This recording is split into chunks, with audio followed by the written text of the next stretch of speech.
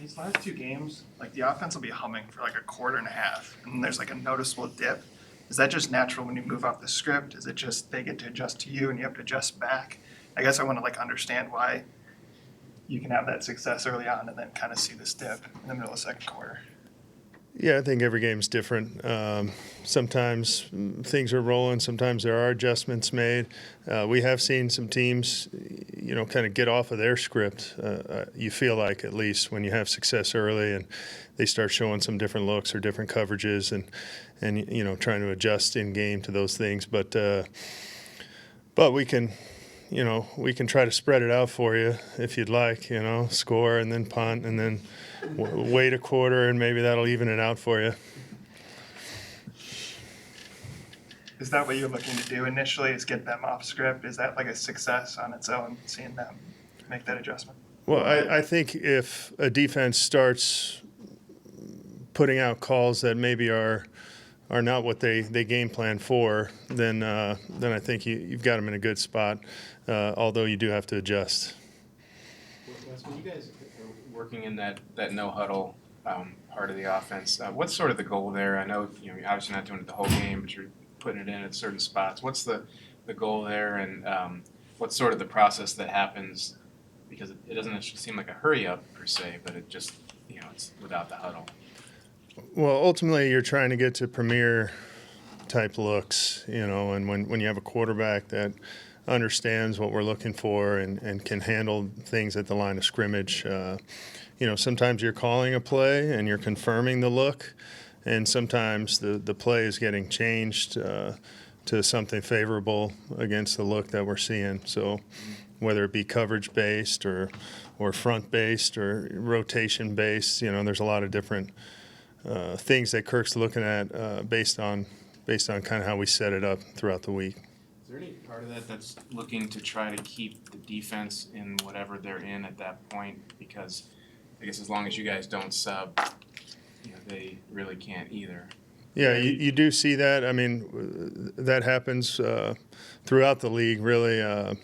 You see a lot. There were times last year where we were in 11 personnel with 3 wideouts, and they wanted to match us with base defense.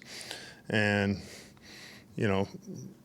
we get them in empty maybe, and we get a completion, and now we get yards, and now we just jump the ball again and kind of trap them in that where they have to take a bigger player and walk him out in space and have to cover, Cooper Kupp or someone like that. So you can try to trap them in personnels if you feel like you have an advantage. You can keep, if it's a base defense and you've got big people, maybe have some success on a run or a play pass, and keep some of those big guys in there, those interior players, and wear some of those guys down a little bit. But tempo, we definitely feel is an advantage for us, when you're used to it and maybe a team hasn't played against it quite as much. I know the offensive line always appreciates a little tempo, even as tired as they get. Those guys that have to really burst off the ball and try to rush every play, it's usually favorable for the offense. What has stood out most about the offensive line's performance these first 5 weeks? For me, it's just continued improvement. When you look at it, maybe from a perspective of what you guys were seeing last year, that whatever that may be. But for us, it's kind of, you win, you lose, you make the corrections, you coach them, and you go forward and hopefully improve. But you see some individual guys growing each week. We have a rookie playing at right guard who has made strides each week as far as understanding, the techniques and just football knowledge. Just things happen fast. Inside in general, in the interior 3, they happen a lot faster. And then, of course, making the jump to the NFL. So, Brian O'Neill just being what he's been, really. And Christian is still a young player, so him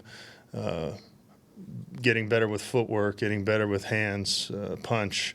And then Ezra's really turned into a really good player at left guard for us as well. And of course, I know people had questions about Garrett just from the past, and really don't need to comment on that except to say that we think he's done an excellent job. The communication, number one. He's a really smart football player. He gets guys on the same page, and then he's very athletic and strong.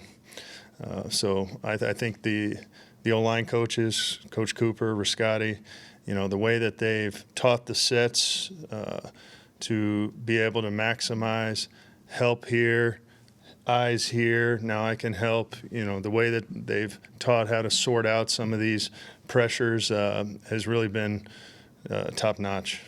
Wes, is there anything you can say about why Garrett has been able to step up his game? For instance, the 10 pounds of weight and strength that he put on, has that helped and that sort of thing? Yeah, it's hard to say, previous to us, but all we've seen is a guy who loves ball. I mean, this is a guy, you can joke around, he's got a great sense of humor, but once you turn it to football, it's like he's staring a hole through you. He's into it. He's in there. Him and Schlotman are in there. It is Schlotman, by the way. I only learned that about a week ago. He doesn't correct anyone, but yeah, the flip cards alerted me to that.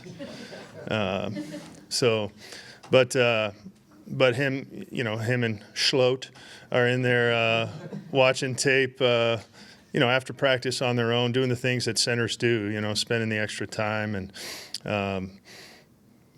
technique-wise, drill-wise. I mean, he's all in when it comes to ball, and I think it's shown. They're on your team now, but for a couple of years you had to go and prep against Pat Pete and Jordan Hicks a couple times a year. Just wondering what their games add that made it tough to prepare for and how they brought that here. Just a ton of respect for both of those guys. I mean, competing against, really Jordan competed against really his whole career from when he was drafted in Philly, being in the NFC East, and then, of course, in Arizona. So always been great player, instincts, athleticism, toughness. And then Pat P, just one of the elite corners in this league for a long time. I'm always impressed with those corners when they're playing such kind of twitchy athletes, the ones that are great, that just when you see them maybe in bump and they move with them and everything is so calm. Everything is just their movements. They have the slightest movement and the receivers trying to give you all this stuff and they're just sitting there waiting on you, just mirroring you. Always been impressed by guys like that. And then they're great people on top of it, so that's a bonus. Wes, Justin Jefferson obviously didn't put up big numbers in weeks 2 and 3. He has the last 2 games. What has kind of changed in your estimation? Well, we get him the ball. He usually makes plays. So, we're going to continue to try to do that. But teams are aware of him. They're going to be aware of him. And they're going to try to match guys on him generally and give those guys help a lot of times. Sometimes it's their best corner with help over the top or inside out, play outside in on a guy. So, but we have been able to find ways. They're generally not doing that on every down. They'll have a third down plan for them. They'll have maybe a base plan where they're rolling some coverage in zones. But we've just been able to find the ops to get it to them, when it presents itself. How do you size up the Dolphins secondary and the challenge they present? Really, the defense as a whole presents a challenge. I think you've seen these guys against certain teams. If you don't have a really tight plan, a really good understanding of your protection plan, they'll bring 0 pressures where they're bringing one more than you can block at any point in the game. It might be a 1st and 10. They've got different front structures.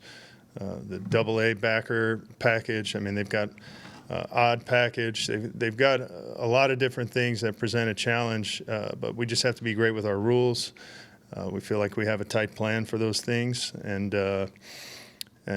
that's a big part of it. They're trying to change the game in those areas with their pressure plan, and the DBs do a great job of reading the QB and knowing when to stick their foot in the ground and drive routes. I mean, you've seen guys in those packages get pick sixes, those types of things. It's all tied in together. I think Josh Boyer, maybe not a household name for most people, but I think he does an excellent job.